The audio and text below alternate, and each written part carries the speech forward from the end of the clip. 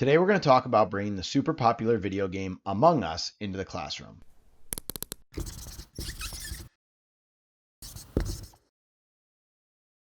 If you haven't heard of Among Us, it's a simple game where people try and identify the imposters among them.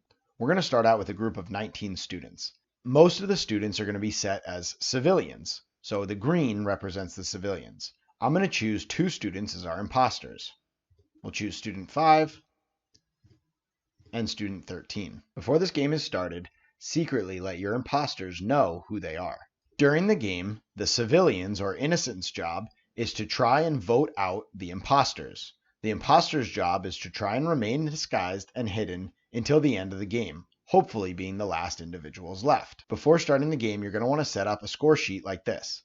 I made this on a simple Google Sheets spreadsheet. This will help you tally votes and keep track of who's been voted out and your imposters. I'm going to be using Zoom, but this game can also be played in class live or across a hybrid setup. The game is going to take place over a certain number of rounds. Each round will allow every student who's still remaining in the game to vote on who they think is the imposter. At the end of the round, whoever gets the most votes will be eliminated. Also, during each round, each imposter who remains in the game gets to choose one person that they would like to eliminate secretly. In order to go through the rounds, I use breakout rooms in Zoom.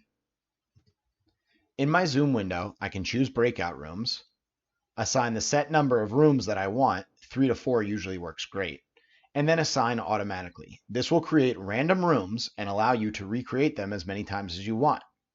I create the rooms and then send the students to the rooms for about a minute to a minute and a half.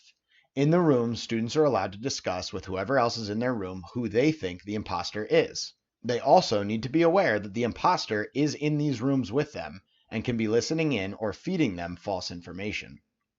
Once we finish the rooms, I close all the rooms and bring everyone back for the first round of voting. We use the chat box to vote. To use the chat, click on chat and open it up. The 3 dots over here allow you to choose who the participant can chat with. Host only, everyone publicly, or everyone publicly and privately. I have the students vote by host only. This means that when they send their vote in, I'm the only one who can see it. I share the votes with the whole class, but it keeps the identity of the imposters hidden because they also send me who they'd like to eliminate in each round. I use popsicle sticks to decide each round who will vote first. So let's imagine that student 7 is going to vote first. What I'll do is go into my Zoom window and ask student 7 who they vote for. They might vote for student 2. In student 2's box, I would put a tally, and we'd work our way all the way through all the students to tally up our votes. As we get to the imposters, they not only get to vote for a student, they also get to choose which student they would like to eliminate. You can see here I've marked the students that they've chosen to eliminate with an X. At the end of each round, there's a possibility for 3 people to be eliminated. 2 eliminated by the imposters and 1 voted off by their peers. At the end of the round, whichever student has the most votes, in this case student 16 will be voted off. Starting in the next round, student 16, student 12, and student 6 will all start by being eliminated. Eliminated students are still able to play the game. They're known as ghosts. Ghosts are able to go into the chat rooms and talk with people and share out what they think or who they think is the real person, but they're not able to vote when the voting comes. As we move into the later rounds of the game, you can see that a lot of students are getting eliminated. This leaves less people to vote for, but also less voters, which makes the game even more intense. Students have a lot of fun with this game, especially when it travels over from one day to the next.